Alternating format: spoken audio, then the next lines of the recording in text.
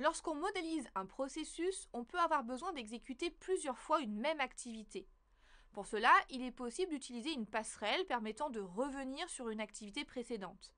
Mais BPMN propose deux types d'activités spécifiquement dédiées à ce type de comportement.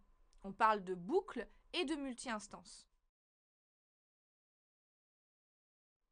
Une activité de type boucle permet de spécifier une répétition basée sur la vérification d'une condition. L'activité va se répéter tant que la condition est vraie. Dès que la condition s'avère fausse, on continue sur la suite du flux de séquences. Pour éviter une boucle infinie, il est possible de spécifier un nombre maximal d'itérations. Et pour une meilleure lisibilité et compréhension du diagramme, il est préconisé de préciser la condition et l'éventuel plafond en commentaire de l'activité. Par exemple, pour la tâche saisir commande, celle-ci pourra être exécutée jusqu'à ce que toutes les personnes à la table aient commandé.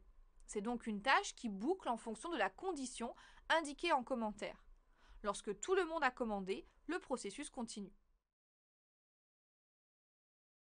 Une activité de type multi-instance permet d'exécuter une activité un nombre de fois défini.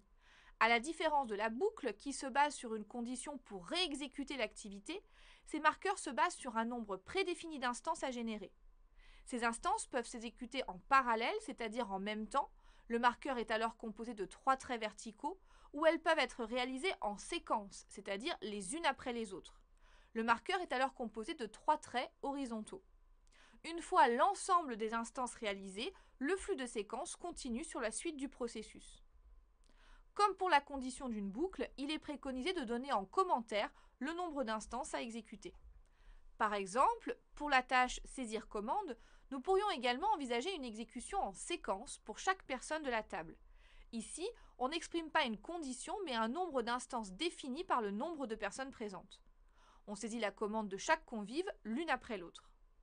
Contrairement aux différentes tâches de saisie de commande qui ne peuvent être faites simultanément, les différentes instances de la préparation de la commande concernent chaque personne et peuvent être réalisées en parallèle.